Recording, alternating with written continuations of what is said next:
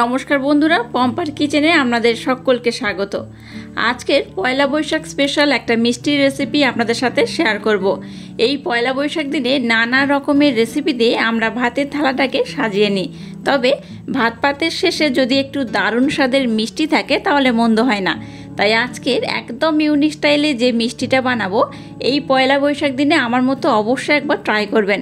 দেখতে যেমন সুন্দর, খেতে তেমনই অপূর্ব। দেখবেন একবার খেলে সবাই আপনাকে ভীষণ প্রশংসা করবে আর কিভাবে এই মিষ্টিটা বানিয়েছেন জানতে চাইবে। তাহলে চলুন দেরি না করে আজকের এই দুর্দান্ত স্বাদের মিষ্টির রেসিপিটা দেখে নেওয়া যাক। আজকের এই দারুণ মিষ্টির রেসিপিটা বানানোর জন্য দেখুন এখানে আমি রোস্টেড সিমাই নিয়ে নিয়েছি। এটা কিন্তু রোস্টেড করা, তো দেখুন এইরকম সিমাই নিয়েছি। আপনারা চাইলে কিন্তু সিমাইয়ের পরিমাণটা কম বেশি করে নিতে পারেন। এবার একটা আমি পাত্র নিয়ে নিলাম, সিমাইটাকে এই পাত্রের মধ্যে আমি ঢেলে দেব। এবার এই যে সরু সরু লম্বা যে সিমাই নিয়েছি এটাকে এইভাবে কিন্তু হাতের মাধ্যমে একদম ভেঙে নিতে হবে। আপনারা চাইলে এখানে রোস্টেড সিমাই না ব্যবহার করে নর্মাল সিমাই ব্যবহার করতে পারেন। আর যে আমি এখানে দেখুন একদম সরু সরু যে সিমাই ব্যবহার করছি, আপনারা চাইলে একটু মোটা সিমাই হলেও কিন্তু তাতে কোনো সমস্যা হবে না। তো প্রথমে এই লম্বা সিমাইগুলোকে আমি হাতের মাধ্যমে ভেঙে একদম ঝুড়ো ঝুড়ো করে নেব। দেখুন সিমাইটাকে কিন্তু আমি খুব ভালোভাবে এইভাবে কিন্তু একটা কুঁচো কুঁচো করে নিয়েছি, দেখতেই পাচ্ছেন। অনেকটা ছোট ছোট করে নিয়েছি, এইভাবে কিন্তু করে নিতে হবে। খুব বড় রাখবেন না, রাখলে কিন্তু তাহলে এই যে মিষ্টিটা বানাবো খুব একটা দেখতে ভালো লাগবে না। এইরকম কিন্তু একদম কুঁচো কুঁচো করে নিতে হবে, তাহলে যে মিষ্টিটা বানাবো দুর্দান্ত দেখতে হবে, খেতেও খুব সুন্দর লাগবে। তো যাই হোক, এটাকে আমি রেডি করে নিয়েছি। এবার দেখুন গ্যাসটা জেলে দিয়ে একটা আমি ফ্রাই প্যান বসিয়ে দিয়েছি আর ফ্রাই প্যানটাকে হালকা গরম করে নিয়েছি। এবার এখানে দিয়ে দেবো এই চামচের 1 চামচ ঘি, খুব বেশি দরকার নেই, 1 চামচ দিলেই হবে। ঘিটাকে একটু মেল্ট করে নেব আর সিমাইটাকে এর মধ্যে আমি দিয়ে দেব।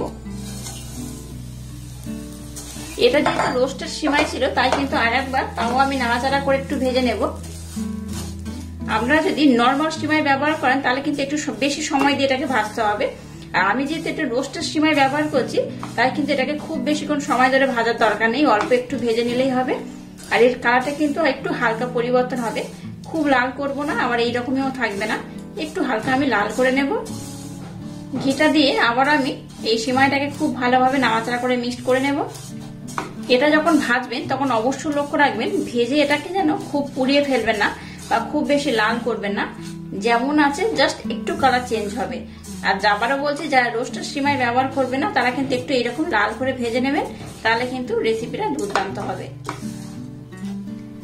এবার এখানে আমি দিয়ে দেবো 1 চামচ মিল্ক পাউডার। এই 1 চামচ মিল্ক পাউডার দিলেই হবে। আর একটু দিয়ে দিলাম মিল্ক পাউডার দিয়ে এটাকে আমি আর একবার খুব ভালোভাবে নাড়াচাড়া করে নেব। গ্যাসের ফ্লেমটাকে লো রেখে এই প্রসেসটা করবেন। এবার দিয়ে দেবো সামান্য পরিমাণে লিকুইড দুধ।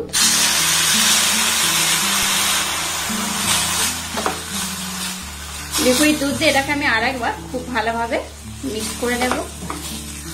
আর একটু দুধ আমি দিয়ে দিলাম।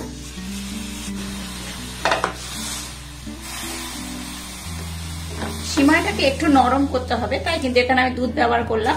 আপনাদের হাতের কাছে দুধ না থাকলে আপনারা কিন্তু দুধের পরিবর্তে জলও ব্যবহার করতে পারেন। এবার দেখুন মিষ্টির জন্য নিয়ে নিয়েছি আমুলের কনডেন্সেড মিল্ক।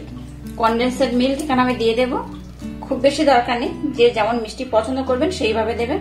আমি 2 থেকে 3 চামচের মতো দিয়ে দেব। আচ্ছা, যাদের হাতের কাছে এই কনডেন্সেড মিল্ক নেই তারা চিনি ব্যবহার করতে পারেন, তবে চিনির থেকে কনডেন্সেড মিল্ক ব্যবহার করলে এই মিষ্টির রেজাল্টটা কিন্তু খুব সুন্দর হয়। দেখুন কনডেন্সেড মিল্ক দেওয়ার পর এটাকে আমি খুব ভালোভাবে কিন্তু মিক্সড করে নিয়েছি, দেখতেই পাচ্ছেন। আর একদম দেখুন মাখো মাখো হয়ে গেছে, এটা এইরকমই থাকবে। আচ্ছা, এই মিষ্টনটাকে কিন্তু খুব ঠান্ডা করা যাবে না, গরম অবস্থায় এটাকে কিন্তু আমি যে প্রসেসটা করতে হবে। তো এবার আমি গ্যাসটাকে বন্ধ করে দেব। আজকের মিষ্টিটা বানানোর জন্য কিন্তু এই মিষ্টনটা একদম রেডি হয়ে গেছে। এবার দেখুন এরকম আমি 4টে ছোট ছোট বাটি নিয়ে নিয়েছি। এবার গরম গরম যে সিমাইটাকে আমি রেডি করলাম সেগুলো এই বাটির মধ্যে দিয়ে দেব। এবার দেখুন একটা চামচ নিয়ে নিয়েছি, চামচটার মাধ্যমে গরম গরম অবস্থায় এটাকে কিন্তু এইভাবে সেট করতে হবে। আমি যেভাবে বানাচ্ছি লক্ষ্য করুন, এইভাবে কিন্তু এটাকে এবার সেট করে নেব। এটাকে ঠান্ডা করলে হবে না, এইভাবে গরম গরম অবস্থায় সেট করতে হবে। এটা ঠান্ডা হয়ে গেলে সেট করতে কিন্তু একটু অসুবিধা হয়, তাই এটাকে গরম গরম অবস্থায় কিন্তু এইভাবে সেট করতে হবে। দেখুন বাটির মাপ করে কিন্তু আমি খুব ভালোভাবে সেট করে নিয়েছি। আর কেমন হয়েছে দেখুন, এইভাবে কিন্তু এটাকে সেট করতে হবে। তো একটাকে আমি সেট করে নিয়েছি, আবার একটা বাটির মধ্যে আমি দিয়ে দিলাম। এটাকে আমি একই রকম ভাবে সেট করে নেব। দেখুন আর একটা বাটিকে আমি খুব ভালোভাবে সেট করে নিয়েছি। আর এইভাবে সবগুলো বাটিকে আমি প্রথমে খুব ভালোভাবে সেট করে নেব। দেখুন এই 4টে বাটিকে আমি খুব সুন্দর করে নিয়েছি। এই দেখুন প্রত্যেকটা দেখুন বাটির মাপ করে আমি করেছি, কত সুন্দর দেখতে হয়েছে দেখুন। এবার এটাকে আমি রুম টেম্পারেচারে প্রথমে ঠান্ডা করে নেব, তারপর এটাকে আমি নর্মাল ফ্রিজে 1 ঘন্টার জন্য রেখে দেবো। নর্মাল ফ্রিজে 8 ঘন্টা থেকে 1 ঘন্টা রাখলে এটা কিন্তু খুব ভালোভাবে সেট হয়ে যাবে। তো ততক্ষণ আমি আরেকটা কাজ কমপ্লিট করব, আর এটাকে আমি নর্মাল ফ্রিজে আধা ঘন্টা অথবা 1 ঘন্টার জন্য রেখে দেব। এবার একটা স্পেশাল ক্ষীর আমি বানিয়ে নেব। তার জন্য দেখুন এখানে লিকুইড দুধ নিয়েছি, দুধটাকে এর মধ্যে দিয়ে দেব। গ্যাসের ফ্লেমটাকে লো টু মিডিয়াম রেখে দুধটাকে একটু ঘন করে আমি জাল দিয়ে নেব। এবার দেখুন আলাদা পাত্রে আমি অল্প একটু দুধ রেখে দিয়েছিলাম, এটা নর্মাল রুম টেম্পারেচারে রাখা দুধ। এবার এর মধ্যে দিয়ে দেবো কাস্টার্ড পাউডার। এখানে আমি ভ্যানিলা ফ্লেভার ব্যবহার করছি।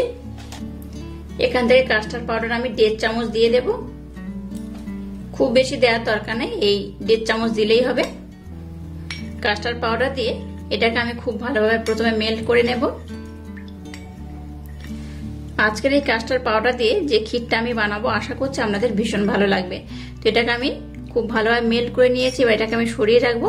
এটাকে আমি পরে ব্যবহার করব, আমি আপনাদের সাথে শেয়ার করব এটা কখন ব্যবহার করব।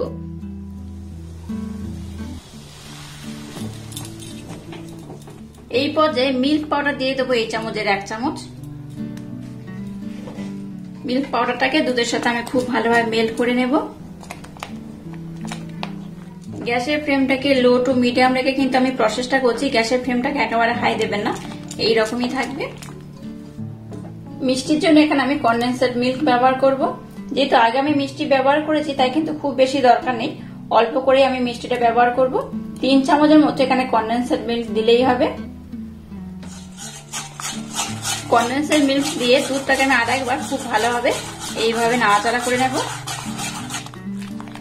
দুধটাকে দেখুন আমি কিন্তু বেশ ঘন করে জাল দিয়ে নিয়েছি।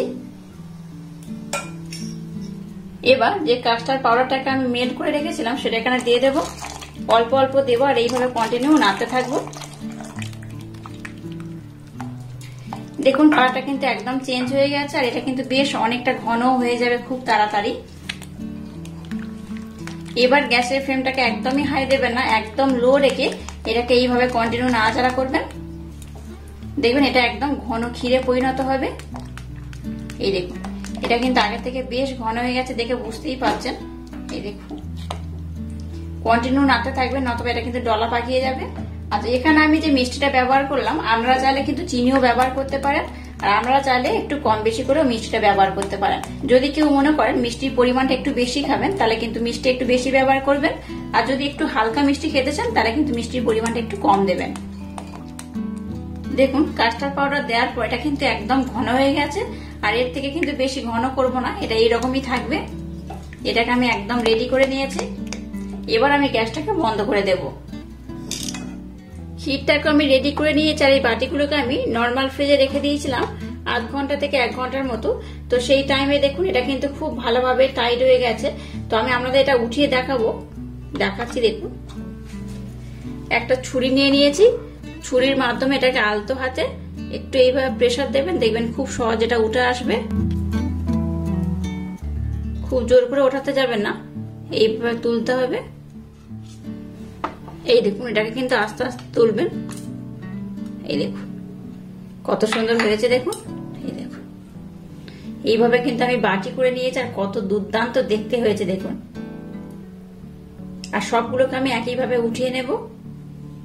আর একটাকে আমি উঠিয়ে নেব। একইভাবে কিন্তু একদম আস্তে আস্তে ছুরির মাধ্যমে এইভাবে একটু ডিমোল্ড করে নিতে হবে। দেখুন এটাকে আমি উঠিয়ে নেব একইভাবে। এই দেখুন কত সুন্দর হয়েছে। এই দেখুন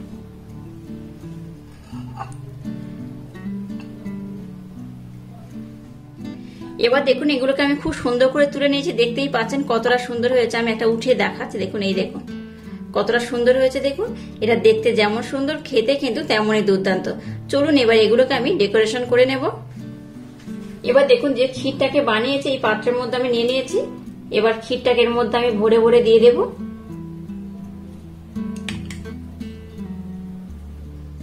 দেখুন সবগুলোর মধ্যে আমি ভরে ভরে দিয়ে দিয়েছি। এবার ডেকোরেশনের জন্য কিছু আমি আমন্ড নিয়ে নিয়েছি। আমন্ডটাকে এইভাবে আমি টুকরো টুকরো করে কেটে নিয়েছি। আপনারা কিন্তু আপনাদের মনের মতো করে এটাকে ডেকোরেশন করতে পারেন, যার যেমন ইচ্ছা সেইভাবে কিন্তু এটাকে সাজাতে পারেন। আর নিয়েছি কিছুটা পেস্তা, এইভাবে পেস্তাটাকে আমি দিয়ে দেব। আবারও বলছি, আপনারা আপনাদের মনের মতো ড্রাই ফ্রুট দিয়ে এটাকে সাজাতে পারেন।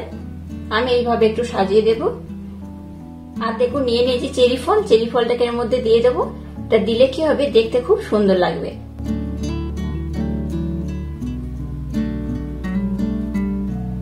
দেখুন সবগুলোকে আমি কত সুন্দর করে ডেকোরেশন করে নিয়েছি আর কত সুন্দর দেখতে হয়েছে দেখুন। এটা দেখতে যেমন সুন্দর, খেতে কিন্তু তেমনই দুর্দান্ত। অতিথি আপ্যায়নের জন্য কিন্তু দারুণ একটা মিষ্টির রেসিপি। আপনারা অবশ্য বাড়িতে আমার মতো একবার এইভাবে ট্রাই করবেন।